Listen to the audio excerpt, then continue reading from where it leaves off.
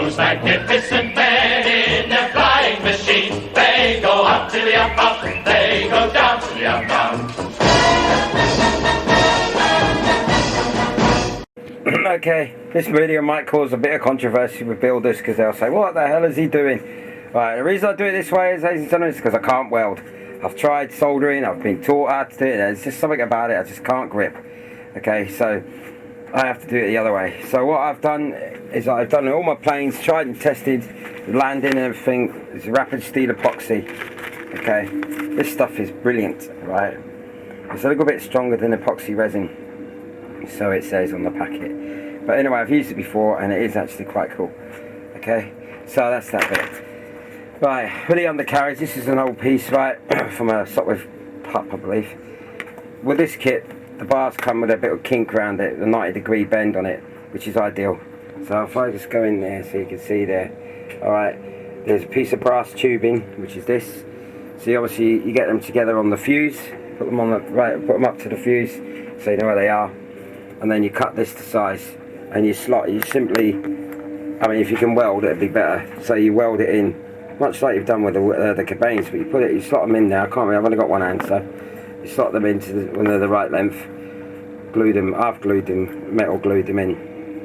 Okay, right. And once they're in, and it's a 4-minute epoxy. This, it's a 4 to give it 10 minutes just to be sure. And they're rock hard. They won't move. Okay.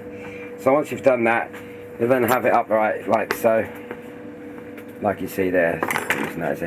So you see you've got your brass collet in, and then what you do is I've got the main wheel strut bar.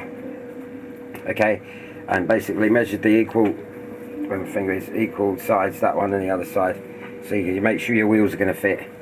Okay, that's a must.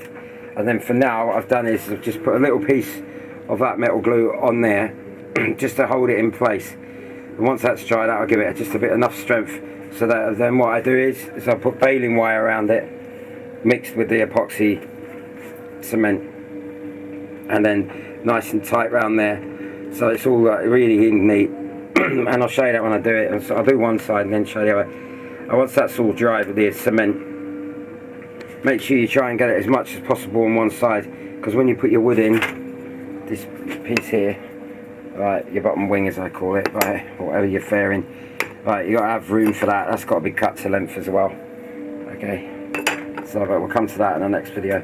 So basically that's what I'm waiting for now, right, just to get a bit of strength on it. It's probably glued by now. Sort of. Right, so that's that up to now. Okay, there's not much else to show you really, you know. So there we go. Okay, ladies and gentlemen. Alright, you'll see the comments now. What the hell are you doing? Blah blah blah blah. Well, this is the only way I know how. And as you can see on my other planes, they've all come down and they've all lasted no problem, numerous amount of times. I think actually there you can see it on there. Okay, so it goes down like that. Okay. Now the beauty of these ones is hidden by all that well, it'll be hidden by the imitation braces for the suspension, you know, and that, so you won't see nothing like that anyway. So that's the idea anyway. Okay, ladies and gentlemen, here we are, right, the undercarriage. So as you can see, the wheels, excellent there, enough room for the wheels, you know, so you can put your webbing, which is that stuff there. You can see that webbing there. And that goes in between the wheels and that, and the collets go in, so that'll be not too bad there. I'll take that off, take these off for now, so you can see, because I've only just epoxied them. So anyway, the bits are like they are. Like I showed in the previous video, you've got your bars in, and you basically put them on, and you groove out with the Dremel, like I showed in the previous video, and clip them in, and obviously you've got to just cut them at the angles. Look at the picture if it helps. Okay, as you can see, you cut them to the angle. I'll go out a bit, see if we can get this camera. Alright, so you go like zoom in. I think you can zoom in somehow. See how the angle is there and down there. Okay, so they're there. And I knew I was going to get stick about me saying that you shouldn't do.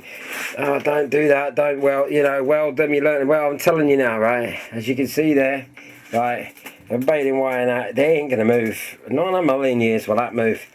Okay, it's been tried and tested, old beans, so there you have it. But yeah, if you can weld, by all means, that would be the better thing to do.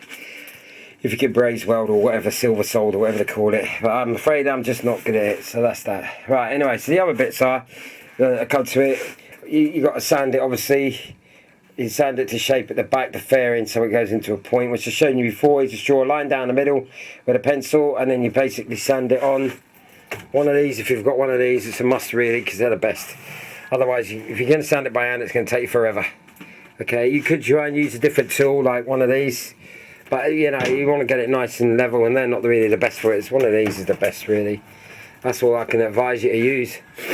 Alright, it's a must-have one of these. Most builders will tell you that anyway. This and the scroll saw, two main tools, you know, and then the Dremel, the pillar drill, that comes in handy as well.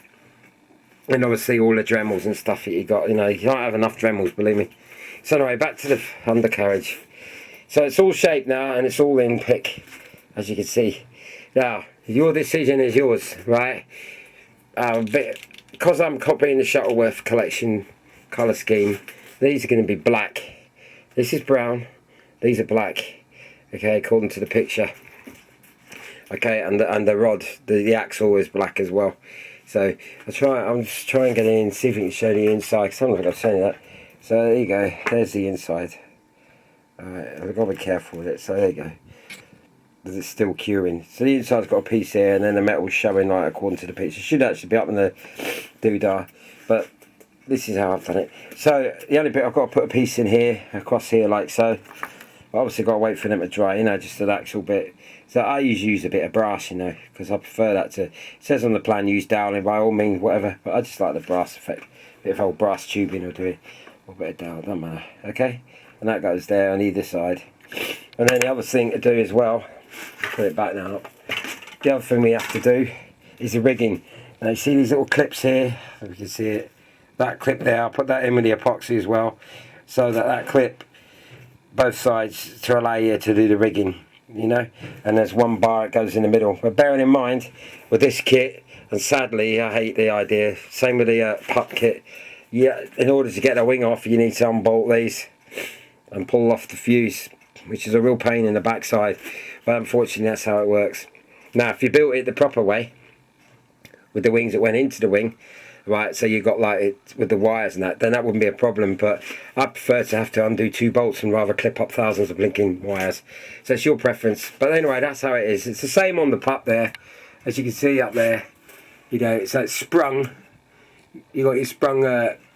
See, so it's not a problem. They'll hold it there. The elastic, knicker elastic, I call it. It's all imitation, obviously, but you don't need it on this. Okay, but you have one in the middle, and I'll come to that in the next video. Okay, I'm quite pleased with it, I must admit. It's a shame, I'd love to wood stain these, but unfortunately it's not the colour scheme. And that's all there is to it. So, now that's done, like I say, next stage put the little strut bits in. And then put the rigging in. I've got to make plates up here. To make the plates up for the cross rigging and the main strut up like rigging bar. And then that's the undercarriage more or less finished. You know? That's got to be. So what I'm going to do is I'm going to cover these. Reason being is you can't see the man, but on the front where the bar it runs down, the metal rod, it kind of don't look too right, you know. So if you just painted it, it's up to you, but I'm going to cover it and then paint it, you know, because it just looks better. And that's all my preference. Okay, so that's basically that, chaps and girls and whatever, and we're off to it. It's a good start, I'm quite pleased, blah blah blah and all the rest of it. Those magnificent men, those magnificent men, those magnificent men in the flying machine.